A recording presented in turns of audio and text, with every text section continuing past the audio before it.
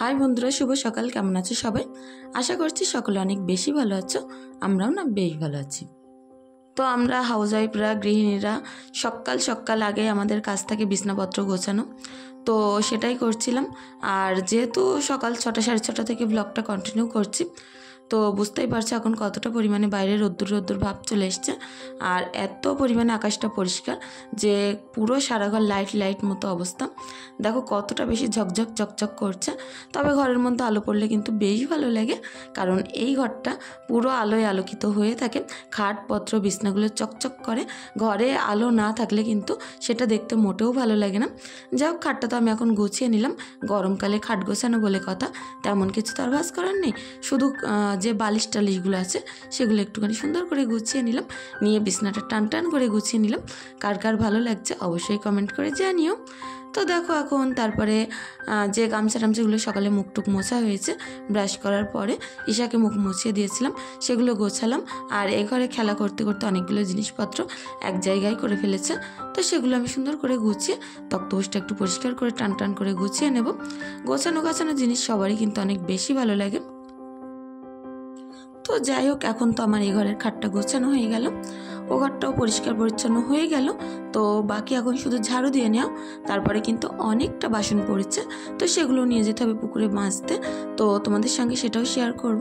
আর এই গরমে রোদ্দুরে তেতে পুড়ে যেভাবে কাজকর্মগুলো করে থাকি, তোমাদের সঙ্গে আজ আমি সেটাই শেয়ার করতে চলেছি। প্লিজ পুরো ভিডিওটি জুড়ে পাশে থেকো, আশা করছি সকলের অনেক বেশি ভালো লাগবে। তো আমি তো দোকানে যাওয়ার জন্য অনেক তাড়াহুড়ো করে কাজকর্মগুলো করছিলাম। সিমরান ঈশা ও ঘরে খেলা করছিল।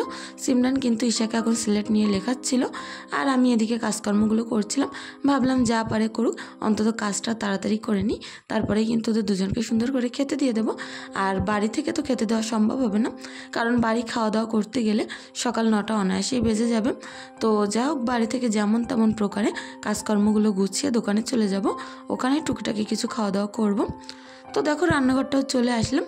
এই জায়গাটাও কিন্তু একটু সুন্দর করে গুছিয়ে পরিষ্কার পরিচ্ছন্ন করে ঝাড়ু দিয়ে নেব। রান্নাঘর আমার যেহেতু মিসকেট নেই, তো এরকমই হাঁড়ি করে নিচেই থাকে, তো সেগুলো সুন্দর করে গুছিয়ে এক জায়গায় করে এখন সমস্ত এঁটো বাসনপত্রগুলো গামলার মধ্যে করে তুলে নিলাম, নিয়ে পুকুরে চলে আসলাম মাজার জন্য। তো বাসনপত্র থেকে তো কি বলবো, ভাত আমানি বিভিন্ন রকম জিনিসপত্র হয়, তো সেগুলো পুকুরে ফেলে দিয়ে এখন টপ টপ করে পুকুরের বাসনগুলো মেজে নেব। তো সকালবেলার পরিবেশটা তো একেবারে শান্ত, পানিটাও পুরো চকচকে ঝকঝকে। তো এর মধ্যে কাজ করতে না প্রচুর বেশি ভালো লাগে। তো রোদ্দুরও চলে এসেছিল, মুখে রোদ্দুর লাগছিল, অনেকটাই গরম লাগছিল, তবুও প্রচুর হাওয়া হয়েছে আর যেহেতু, তো হাওয়া বওয়ার কারণে না একেবারে গরমটা তেমনভাবে গায়ে লাগছিল না। হয়তো রোদ্রের তাপ লাগছে, কিন্তু গরমটা তেমনই লাগছিল না এখনও। তো আমার অনেক বন্ধুরা কমেন্ট করেছো যে আপু তুমি ভারতে থাকো কি বাংলাদেশে থাকো? তো তাদের উদ্দেশ্যে আমার বলা যে আমি কিন্তু ভারতবর্ষে ইন্ডিয়াতেই থাকি, আমার বাড়ি উত্তর 24 পরগনায়। তো যার যার এই প্রশ্নটা ছিল, নিশ্চয়ই আশা করছি তোমরা বুঝতে পেরেছো। আর শেষে আমার ব্লগ যদি দেখে থাকো, সে সকল বন্ধুরা প্লিজ কমেন্ট করে জানিও যে আজকের ব্লগটা তোমরা দেখে বুঝতে পেরেছো যে আমার বাড়ি কোথায়। তো সাবিনা আমাকে কমেন্ট করেছো, কাল যে আমি আমডালটা করেছিলাম তার মধ্যে আমি লঙ্কা কোনো রকমে দেইনি। তো বলেছ যে আপু যখন আমডাল করবে এর মধ্যে শুকনো লঙ্কা বাটা, রসুন বাটা দেবে, দিয়ে ডালটা রান্না করে দেখবে অনেক বেশি টেস্টি হয়। তো তোমার কথাটা রাখবো, এই দিন যখন আমডাল করব রসুন বাটা এবং শুকনো লঙ্কা কিন্তু অ্যাড করব আমডালের মধ্যে। তো দোকানে আজ আমি ছিলাম আর হাজব্যান্ড চলে এসেছিল, তো বললো একটুখানি সকালের নাস্তা পানি বাইরে থেকে কিনে নিয়ে আসি। তো তান্দুরের রুটে হাজব্যান্ড খেয়ে এসেছিল আর মাংস, তো সেটা আমার জন্য এনে দিয়েছিল। আর এখানে পেপারটা হয়তো ছোটো লাগছে, কিন্তু অনেকটাই পরিমাণে মাংস ছিল। সকালে এগুলো আমি খেয়ে শেষ করতে পারিনি, দুপুরেও আমরা এটা দিয়েই খাওয়া দাওয়া করেছিলাম। তো দেখো তারপর একটুখানি শোরুমে আসলাম।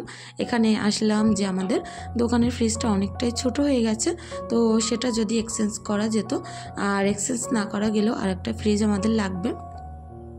তো বড় একটা ডিপ ফ্রিজ আমার হাজব্যান্ড ওদিকে দেখছিল কিনবে বলে। আর সেটা পছন্দ হয়নি বলে নিতে পারলাম না।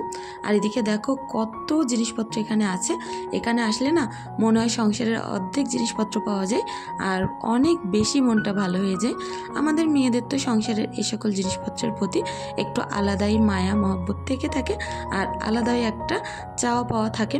তো হয়তো আমার ঘরে এগুলো নেই, তবে পরবর্তীকালে চেষ্টা করব যে এরকম শৌখিন জিনিসপত্র ঘরে নিয়ে আসার জন্য। তো দেখো এখন সুন্দর করে প্রাইসগুলো আমি দেখছিলাম কোনটার কি প্রাইস আছে। আর প্রত্যেকটা এখানে গ্যাসের চুলাগুলো ছিল অসাধারণ কোয়ালিটি আর প্রত্যেকটা ছিল ভালো কোম্পানির। তো সেগুলো আমি খুঁজছিলাম, দেখছিলাম যে কোনটা আরও ভালো।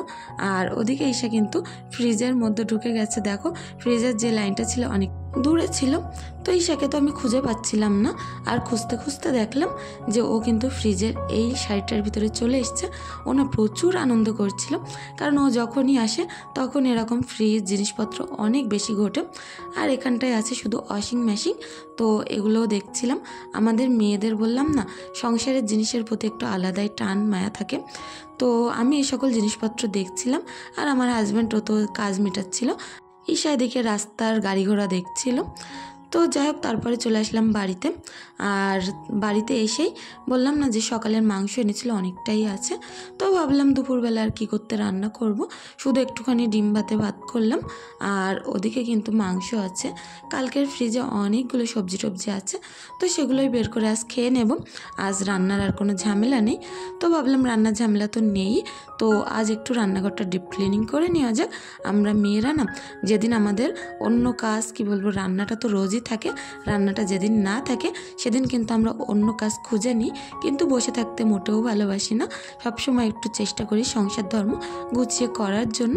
আর আমরা গ্রামের বউরা যেভাবে সকল কাজকর্ম করে থাকি গ্রামের পরিবেশে তোমাদের সঙ্গে তো শেয়ার করছি। তোমাদের যদি আমার ভিডিওটি এখনও পর্যন্ত দেখো, আমার সঙ্গে থেকে থাকো, প্লিজ চ্যানেলটি সাবস্ক্রাইব করে পাশে থাকতে পারো।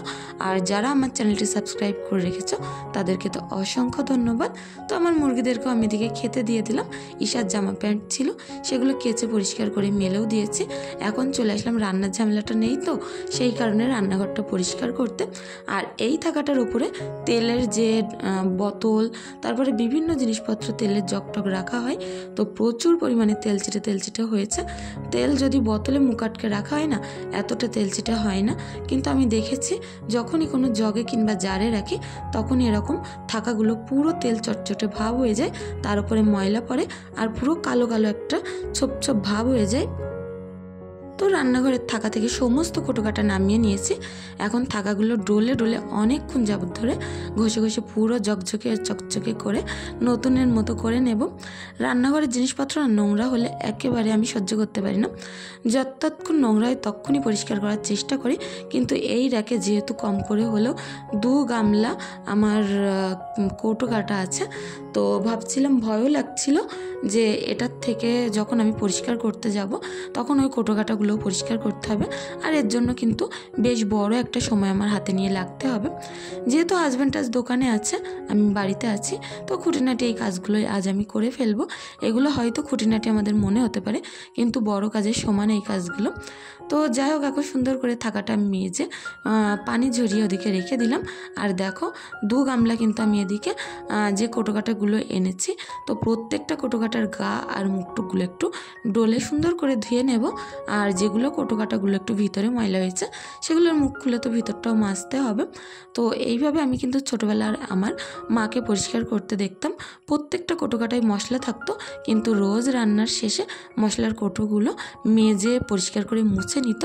তো যাই হোক আমিও সেরকম করছি। এখন এই সকল কাজগুলো করতে 2:45 বেজে গেছে। এখনও পর্যন্ত খাওয়া দাওয়ার কোনো ব্যবস্থা করতে পারিনি, তবে ঈশাকে আর সিমরানি ভাত খাইয়ে দিয়েছে।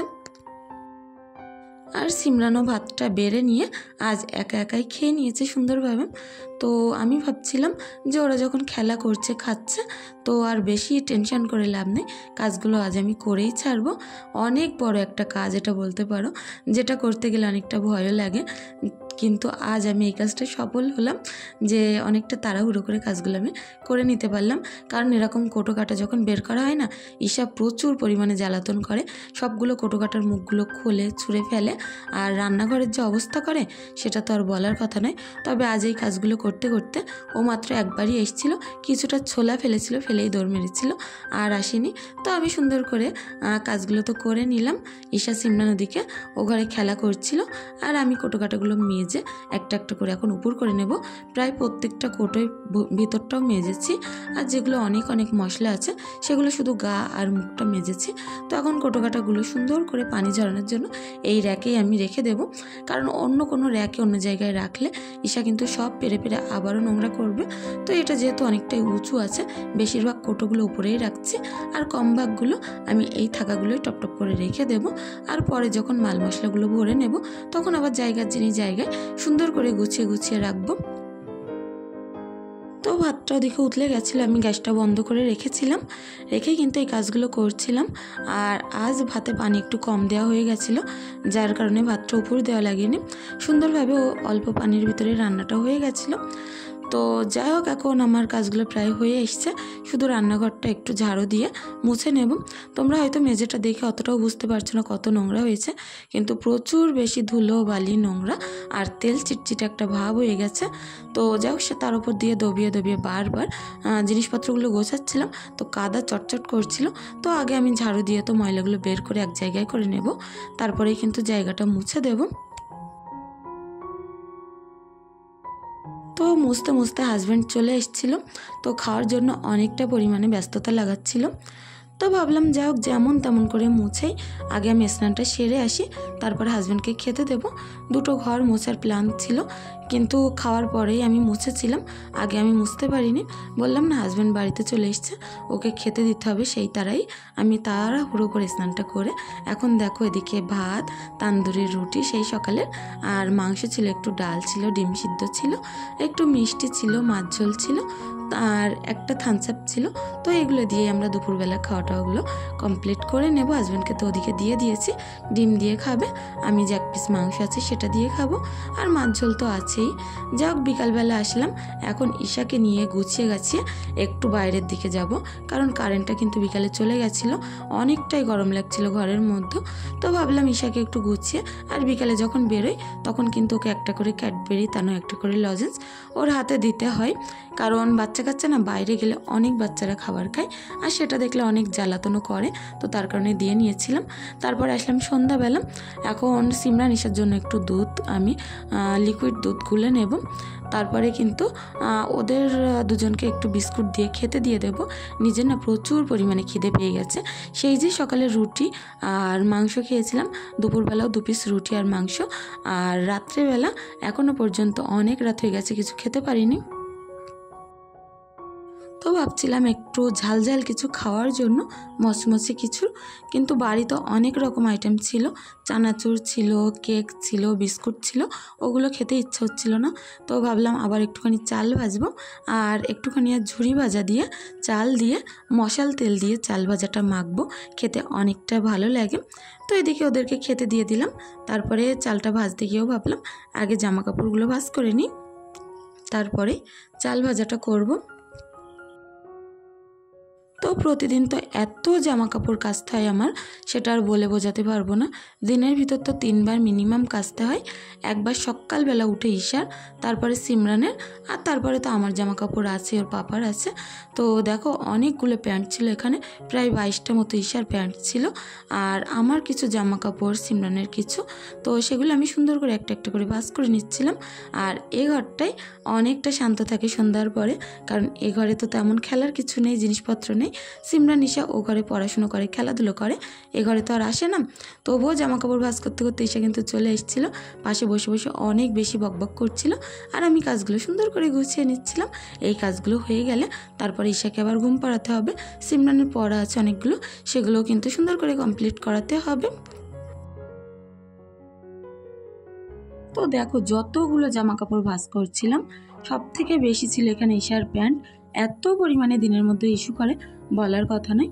আর 10 মিনিট 20 মিনিট আধ ঘন্টা পর পরই তো প্যান্ট চেঞ্জ করে দিতে হয়, ভিজিয়ে তা নয় একেবারে যা তাই করে ফেলে। তো সেগুলো আমি সুন্দর করে গুছিয়ে এক জায়গায় করে রেখে দেব। তো জামা প্যান্ট আলাদা আলাদা করে গুনে ভাঁজ করে রেখে দিলাম। বাচ্চাদের জামা কাপড় আমি যখনই তুলে আনি তখনই কিন্তু গুনে তুলি, তাহলে বোঝা যায় যে কোন জামাটা উড়ে পড়ে গেছে, কোথাও হারিয়ে গেছে কিনা। তো তারপরে আমি এখন আলনার মধ্যে সমস্ত জামা কাপড় একটা একটা করে ভাঁজ করে গুছিয়ে নিচ্ছি। তো আমার আজকের ভিডিওটি তোমাদের কেমন লাগলো প্লিজ তোমাদের মতামতটি কমেন্টের মাধ্যমে জানিও। আর যদি আমার কথার মধ্যে কাজের মধ্যে কোনো কিছু খারাপ লেগে থাকে প্লিজ সেটা ক্ষমা সুন্দর দৃষ্টিতে দেখো। তো আজকের ভিডিওটি এখানেই শেষ করব। সকলে অনেক বেশি ভালো থেকো, সুস্থ থেকো। আগামী দিন চেষ্টা করব আরও নতুন সুন্দর একটা ব্লগের সঙ্গে আসতে। ধন্যবাদ। আমাদের জন্য একটু দোয়া করো।